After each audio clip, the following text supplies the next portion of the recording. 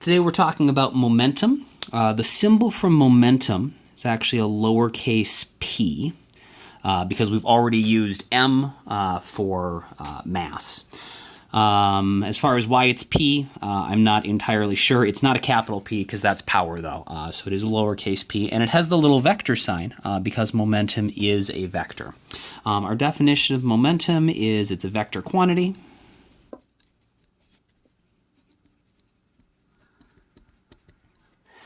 Describing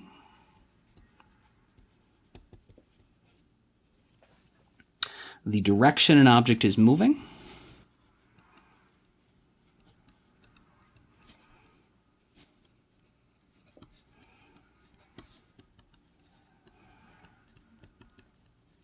and how difficult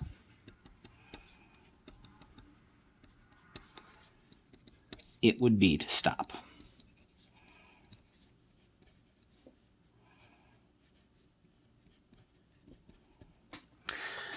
And the two things that affect momentum, the more mass something has, when it's moving, the harder it's going to be to stop, and the faster it's moving, the bigger its velocity is, the harder it's going to be to stop. And since we want our momentum to be a vector to include the direction information, we want to make sure that we use velocity, not speed. So if it's moving in the positive direction, we'll have a positive velocity, so we'll wind up with a positive momentum. And so the equation is just momentum is equal to the object's mass times the velocity. It's a nice, easy equation. It's just got three things. We just multiply two of them, mass and velocity, together to give us the momentum. The unit for momentum has got to be our mass unit, kilograms, times our velocity unit, meters per second. So we have kilograms times meters per second. And there is no fancy name for this, we don't have newtons or joules or a single one-word name for this. It's just kilogram meters per second. This is dimensionally equivalent to a newton times a second, and we'll see why that is and where that is useful later on. But a newton second is the same thing as a kilogram meter per second, and so although we'll usually refer to momentums in kilogram meters per second, if you talked about something's momentum in newton seconds, that wouldn't be wrong. The other thing we need to define is impulse.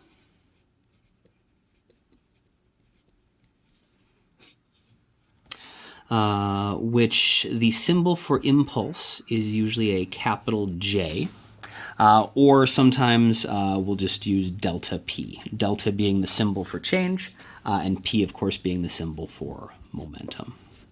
And as you can just sort of see from this symbol, delta P, this means literally change in momentum. And so impulse is just literally the change in an object's momentum.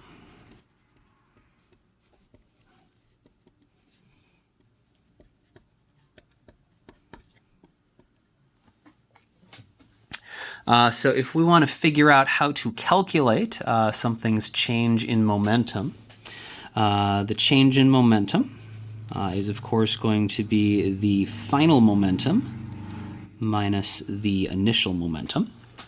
And the way that we find the final momentum is the mass times the final velocity minus the mass times the initial velocity.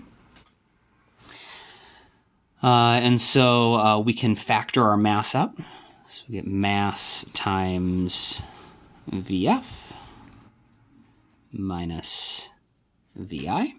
And so we actually get another equation to find impulse. Instead of just doing impulse is the change in momentum, we can also note it that impulse is equal to the mass times the final minus the initial velocity, or the mass times the change in velocity.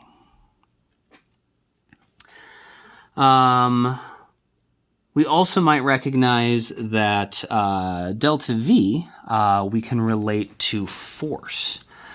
We know that from our demo that the way that we actually change something's momentum is we need to apply a force to it over a certain amount of time. And so we know that force is equal to mass times acceleration. And acceleration is just the change in velocity over the change in time. So m delta v over delta t. And so we see this m delta v. This is the same thing we had up here. This part right here is the impulse. It's the change in the object's momentum. And if we divide it by the time, we get the force, which I guess is technically a vector. And so the force times the change in time has got to be equal to the mass times the change in velocity.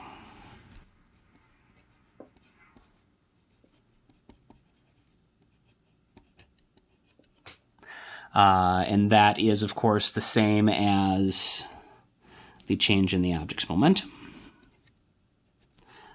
which is the impulse.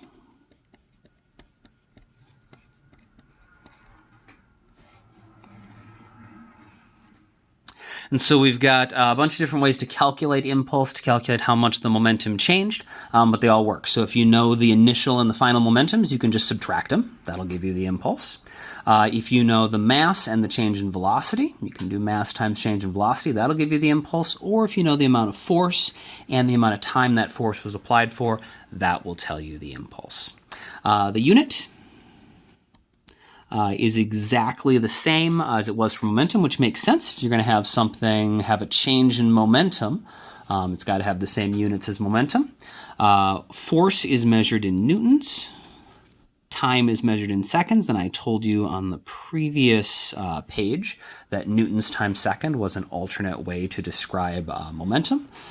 We can also do the mass unit, kilograms, times velocity, meters per second, which is our traditional momentum unit, or just by saying if impulse is the change in momentum and momentum is measured in kilogram meters per second, the change in momentum must be measured in kilogram meters per second.